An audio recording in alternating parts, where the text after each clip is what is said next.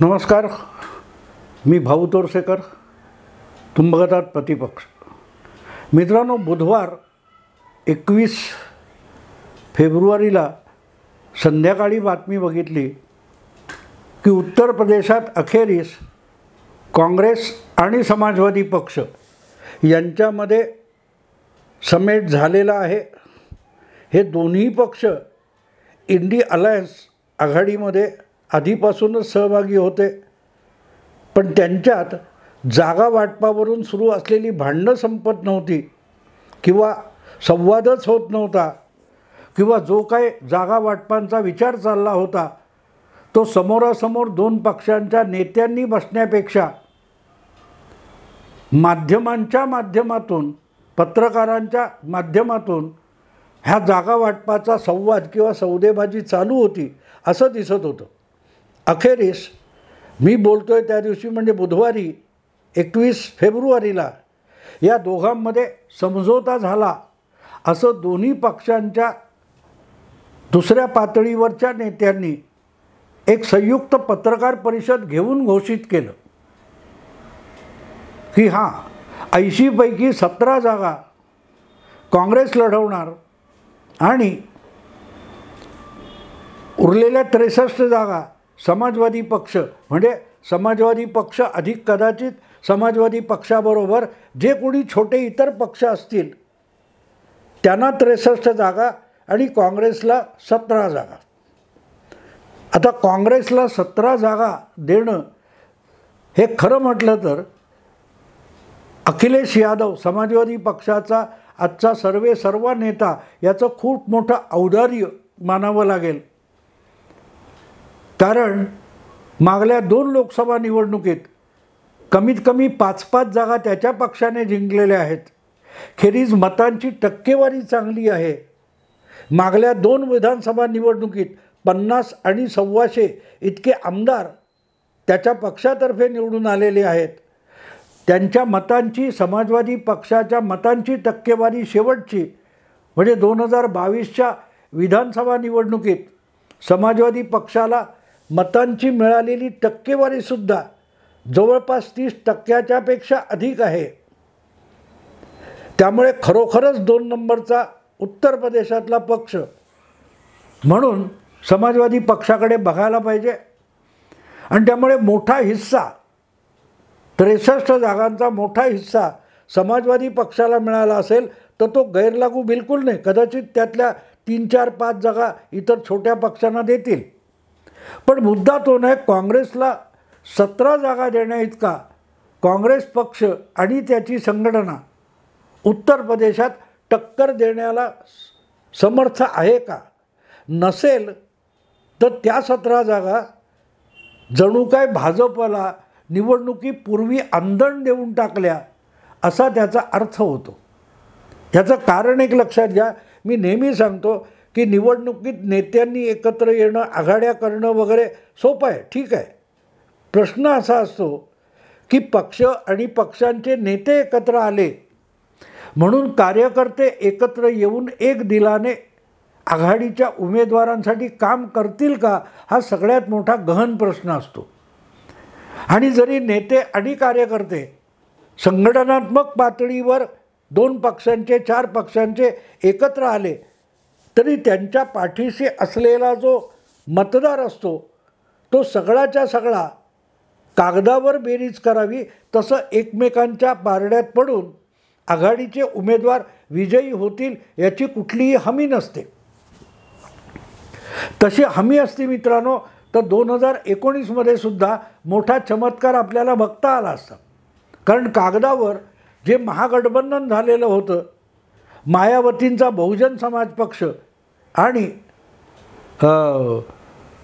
अखिलेश यादवचा समाजवादी पक्ष, या दोघांची जी आघाडी झालेली होती, महागठबंधन झालेलं होतं, या दोन्ही पक्षांच्या मतांची बेरीज कागदावर भाजपला धोबीपछाड देऊ शकेल असं वाटत होतं. आणि त्याच्यावर अनेक पुरोगामी पत्रकार अक्षरशः थुई थुई नाचत होते की भाजप गेला, भाजपला 25 जागा पण उत्तर प्रदेशात मिळणार नाहीत.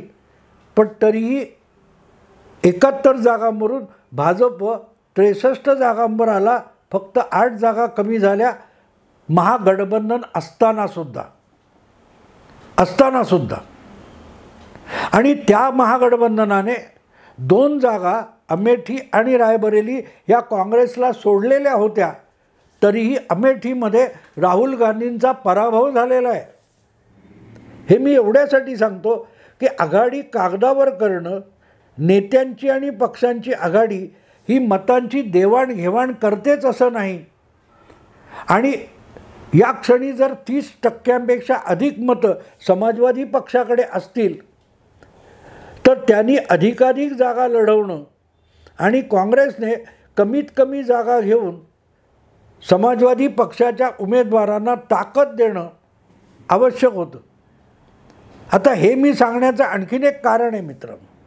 ते कारण असं आहे की ज्या वेळेला कुवत नसताना तुम्ही एखाद्या पक्षाला अधिक आघाडी म्हणून अधिक जागा देता आणि तो पक्ष जर त्या जागा पूर्ण ताकदीनिशी लढवू शकला नाही, तर ज्या प्रबळ पक्षाला किंवा सत्ताधारी पक्षाला हरवायचं असतं त्या पक्षासाठी तितक्या जागा सोप्या होऊन जातात, कारण आघाडीतला समोरचा पक्ष हा अत्यंत दुबळा आणि त्याचा उमेदवार त्याच्याहून दुबळा असतो. आणि याचं एक समोरचं उदाहरण तुम्हाला सांगेन.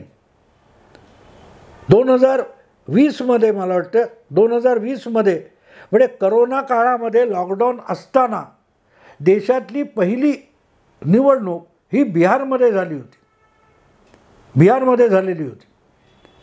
आणि बिहारमध्ये त्या करोना असूनसुद्धा करोनाचा प्रादुर्भाव, क्वारंटाईन, सोशल डिस्टन्सिंग हे सगळं लक्षात घेऊन जवळजवळ दुप्पट मतदान केंद्र उभारण्यात आलेली होती. मतदान केंद्रात गर्दी होऊ नये याचीसुद्धा काळजी घेतली होती. अशा वेळेला नितीश कुमार, भाजप ही जी NDA आघाडी आहे त्याच्यासमोर राष्ट्रीय जनता दल, काँग्रेस आणि मग डावे पक्ष वगैरे अशी आघाडी होती. या आघाडीमध्ये 223 का 24 ज्या विधानसभेच्या जागा आहेत बिहारच्या, त्यामध्ये सगळ्यात मोठा हिस्सा अर्थातच तिथे मोठा पक्ष असलेल्या राष्ट्रीय जनता दलाच्या वाट्याला आल्या आणि काँग्रेसच्या वाट्याला 70 जागा देण्यात आल्या. मुळातच काँग्रेसचा जीव बिहारमध्ये फारसा नाही. नितीश कुमार NDA सोडून तिकडे गेले, लालूंबरोबर हातमिळवणी केली. त्यावेळेला काँग्रेस पक्षाची ताकद 8-9 आमदारांची नव्हती, पण लालूंबरोबर काँग्रेस आणि त्यात नितीश जोडले गेल्यानंतर जे जीवदान मिळालं त्यामुळे काँग्रेस हे 40 जागा वाटप मिळालं. त्या 40मधून 24 आमदार काँग्रेसचे निवडून आले आणि त्यासाठी नितीश कुमारांनी आपलेच उमेदवार काँग्रेसला दिले होते. असो, पण ज्यावेळेला 2015ची गोष्ट होती, मी 2020च्या करोना काळातली जी निवडणूक आहे तेव्हा नितीश कुमार भाजपकडे गेले होते. त्यामुळे काँग्रेसला जागा वाटपामध्ये मोठा हिस्सा मिळाला आणि 70 जागा. पण 70 जागा लढवताना काँग्रेसचा स्ट्राईक रेट किती होता? काहीतरी 20, 22, 24 जागा काँग्रेसला मिळाल्या. म्हणजेच जवळजवळ 40-45 जागा पूर्ण ताकदीनिशी लढवण्याची क्षमता काँग्रेस पक्षाकडे नव्हती आणि त्याचा फायदा भाजपला मिळाला, NDAला मिळाला. पण त्या 70 जागा काँग्रेसला न देता 40 जागावरच काँग्रेसला थांबवलं असतं आणि अधिकच्या 30 जागा राष्ट्रीय जनता दलाने म्हणजे लालूंच्या पक्षाने, तेजस्वी यादवच्या पक्षाने लढवल्या असत्या, तर त्यातल्या 10 जागा तरी राजदने जिंकल्या असत्या. तर नितीश कुमार परत एकदा 2020मध्ये मुख्यमंत्री होऊ शकले नसते, कारण त्या निवडणुकीत फार मोठा फटका नितीश कुमारांना बसला जसा काँग्रेसला बसला. सांगायचा मुद्दा असा की त्यानंतरही चर्चा झाली की काँग्रेसला 70 जागा द्यायला नको होत्या. त्या जागा त्यातल्या कमीत कमी 30-35 जागा तेजस्वी यादवने राष्ट्रीय जनता दलातर्फे लढवल्या असत्या तर फार मोठा फरक पडला असता आणि अवघ्या 10-12 आमदारांच्या फरकाने नितीश कुमार परत मुख्यमंत्री झाले आणि राजदला म्हणजे लालूंच्या पक्षाला काँग्रेसबरोबर विरोधी पक्षात बसायला लागलं. मुद्दा असा की काँग्रेसला लढवायची कुवत नसताना अधिक जागा देणं म्हणजेच त्यांच्या विरोधात असलेल्या पक्षाला त्या जागा अधिकाधिक जागा आंदण देण्यासारखं आहे. गेल्या वेळेला 80 पैकी काँग्रेस फक्त रायबरेलीची एक जागा सोनिया गांधींची जिंकू शकला आणि वडिलार्जित जागा असूनसुद्धा राहुल गांधी अमेठीमध्ये हरले. त्याखेरीजही 25-30 जागा काँग्रेसने लढवल्या होत्या. त्यामध्ये काँग्रेसने फार मोठी ताकद दाखवलेली नाही आणि त्यामुळेच 5-4% काँग्रेसची मतं उत्तर प्रदेशमध्ये नाही आहेत.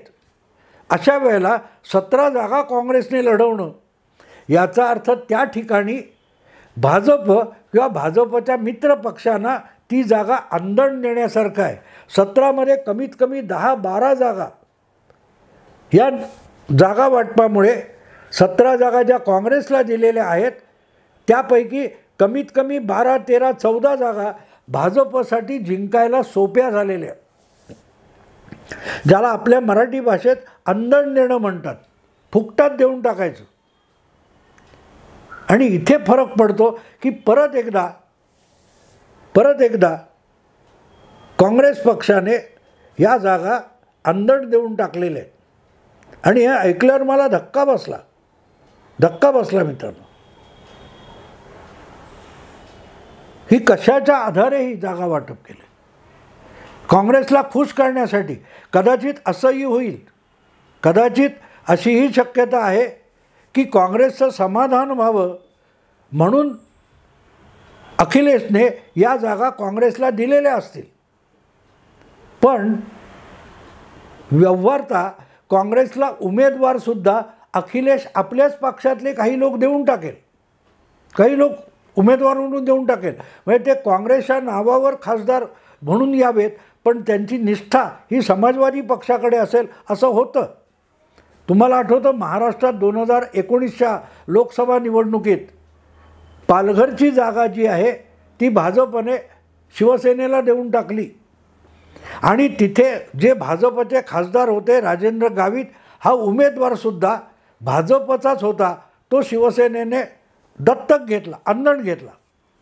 आणि म्हणून मला असं वाटतं की ज्या प्रकारे उत्तर प्रदेशात जागा वाटप झालेलं आहे ते बघितलं तर या दोनही पक्षांनी भाजपसाठी निवडणूक सोपी करायचं ठरवलेलं आहे.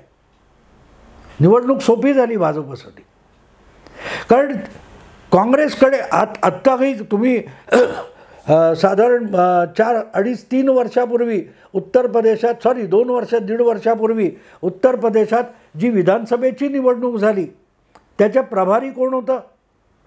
प्रभारी असतात ना. आता महाराष्ट्रात काँग्रेसचे प्रभारी कोण आहेत तर ते रमेश चेन्नीथल्ला. तसे उत्तर प्रदेशच्या विधानसभा निवडणुकीमध्ये 2.5-3 वर्षापूर्वी तुमच्या 2 वर्षापूर्वी प्रियंका वाड्रा गांधी या प्रभारी होत्या आणि त्यांनी दिल्लीहून फतवा काढला, निवडणुका जवळ येत आहेत, मी येते, बैठकीची तयारी करा. आणि लखनौला जेव्हा प्रियंका वाड्रा पोहोचल्या तेव्हा बैठकीसाठी 100-125 लोकंसुद्धा नव्हती. ज्या विधानसभेमध्ये 403 जागा आहेत, लोकसभेच्या 80 जागा आहेत, तिथे उत्तर प्रदेशमधून काँग्रेसचे 100-125 कार्यकर्तेसुद्धा प्रभारीने बोलवलेल्या मिटिंगला येत नाहीत. तिथे निवडणूक लोकसभा असो किंवा विधानसभा असो ती लढवणं सोपी आहे का गोष्ट? माध्यमांना हाताशी धरून प्रचाराचे बुडबुडे उडवता येतात, पण म्हणून निवडणूक जिंकणं सोपं नसतं. आणि म्हणूनच एक तर मला असं दिसतं की ही जी तडजोड झालेली आहे त्या तडजोडीमध्ये काँग्रेसला अधिक जागा मिळाल्या असं दाखवण्यासाठी 17 जागा देण्यात आलेत. पण त्या 17 जागा देताना व्यवहारता त्यातले 10 उमेदवार हे मुळातच समाजवादी पक्षाचेच अखिलेशशी एकनिष्ठ असलेले उमेदवार असतील, जे पुढल्या काळात आपल्या काँग्रेस पक्षाच्या हायकमांडपेक्षा अखिलेशचे आदेश मान्य करतील. निवडून काँग्रेसच्या तिकिटावर येतील न येतील, पण आलेच तरी त्यांच्या निष्ठा काँग्रेसपेक्षा समाजवादी पक्षाकडे असतील. अगदी हेच जयंत चौधरी जे काल परवा चौधरी चरणसिंगना भारतरत्न दिल्यानंतर भाजपच्या गोटात दाखल झालेत, राष्ट्रीय जनता दलाचे नेते जयंत चौधरी, त्यांनीसुद्धा अखिलेशचा जो दावा होता किंवा अखिलेशची ऑफर होती ती फेटाळली. तर का फेटाळली? कारण सोपं होतं. कारण असं होतं की त्याला पाहिजे तर 4 जागा देणार, 5 जागा देणार, पण त्यापैकी 2 किंवा 3 उमेदवार हे मूळचे समाजवादीच असेल आणि त्यांना राष्ट्रीय जनता दलाच्या निवडणूक चिन्हावर लढवायचं, पण उमेदवार समाजवादी पक्षाचे असतील. कदाचित ही जी 17 जागा इतका औदार्य जे काय अखिलेशने दाखवले ते खरोखर आहे का? कारण काँग्रेसकडे लढू शकतील लोकसभा निवडणूक असे 17 उमेदवार उत्तर प्रदेशात मिळणंसुद्धा केवळ अशक्य आहे. उमेदवार लक्षात घ्या, उमेदवार मिळवताना मारामारी आहे. अशा वेळेला 17 जागा काँग्रेसला द्यायला अखिलेश मूर्ख राजकारणी नक्कीच नाही आहे. आणि त्यामुळे वरकरणी दाखवायला, आता गेल्या वेळेला तुम्हाला आठवतं की महागठबंधन झालं होतं, मायावती आणि अखिलेश यांचं महागठबंधन झालं होतं, पण त्या गठबंधनामध्ये कर्नाटकातल्या जनता दलाचे नेते दानिश अली हे उत्तर प्रदेशात मायावतींच्या बसपातर्फे उभे राहिले आणि काय तो अमरोहा वगैरे मतदारसंघ आहे तिथून निवडून आले. आजची बातमी अशी आहे की दानिश अली यांना मध्यंतरी कुठल्या तरी त्या महुआ मोहित्रा प्रकरणामध्ये मायावतींनी आपल्या पक्षातून हाकून लावलं. ते आता काँग्रेसच्या जवळीक केलेली आहे आणि काँग्रेसतर्फे दानिश अली हे अमरोहामधून उभं राहतील आणि म्हणून काँग्रेसला अमरोहाचा मतदारसंघ पाहिजे होता. पण व्यवहार बघा मित्रांनो, अखिलेशने ती जागा दिली असली तरी अखिलेशमुळे आपण निवडून येत असू तर दानिश अलीच्या निष्ठा ह्या आपोआपच समाजवादी पक्षाकडे जातात, समाजवादी पक्षाकडे. आणि म्हणून हे सगळं बघितलं तर मला असं वाटतं की एक अखिलेश यादवनी ज्या काय 17 जागा काँग्रेसला देऊ केलेल्या आहेत त्यामध्ये कमीत कमी 10 ते 12 उमेदवारसुद्धा अखिलेश यादव काँग्रेसला देणार आहे. त्यामुळे निवडून आलेच कदाचित तर ते दिसायला काँग्रेसच्या खात्यातले असतील, काँग्रेसच्या चिन्हावरचे असतील, पण ते आपल्याशी एकनिष्ठ असतील. हा डाव अखिलेशने नक्की खेळलेला असेल. अन्यथा हे तडजोड झाली नसती, ही तडजोड झाली नसती. मला आठवतं की 2015च्या विधानसभा निवडणुकीत बिहारमध्ये काँग्रेसची अशीच अवस्था होती. काँग्रेसकडे लढायला उमेदवारसुद्धा नव्हते. अशा वेळेला नितीश कुमारांनी आपलेच 20-25 उमेदवार हे काँग्रेस पक्षाला दिले होते आणि त्यातले डझनभर आमदार झालेसुद्धा, काँग्रेस पक्षाचे आमदार झाले, पण मूलतः ते जनता दल युनायटेडचे कार्यकर्ते किंवा नेते होते. अखिलेशने जागा वाटप करताना कदाचित हाच डाव खेळला असेल आणि काँग्रेसला मधाचं वोट लावलं असेल की घ्या, तुम्हाला 15 जागा पाहिजे होता ना, मी 17 जागा देतो. पण 17 जागांमध्ये 10 ते 12 उमेदवार पण माझे असतील आणि त्यांना निवडून आणण्याची जबाबदारीसुद्धा माझी, अशी ही लालूच अखिलेशने दाखवलेली असू शकते. पण ज्या प्रकारे आत्ता संपूर्ण उत्तर भारतामध्ये रामलल्लाची लाट आलेली आहे, अयोध्येतल्या रामलल्लाच्या मूर्तीची प्राणप्रतिष्ठा झाल्यानंतर ज्या प्रकारे मोदींचं उधाण आलेलं आहे, त्यामध्ये ही आघाडीसुद्धा उत्तर प्रदेशात टिकण्याची बिलकुल शक्यता मला वाटत नाही. उलट या प्रकारे अधिकाधिक जे काय आघाडी आणि महागठबंधनं होतील त्यामुळे अधिक मतांचं पोलरायझेशन होईल, ध्रुवीकरण होईल आणि त्याचा फायदा अल्टिमेटली भारतीय जनता पक्षालाच होऊ शकतो.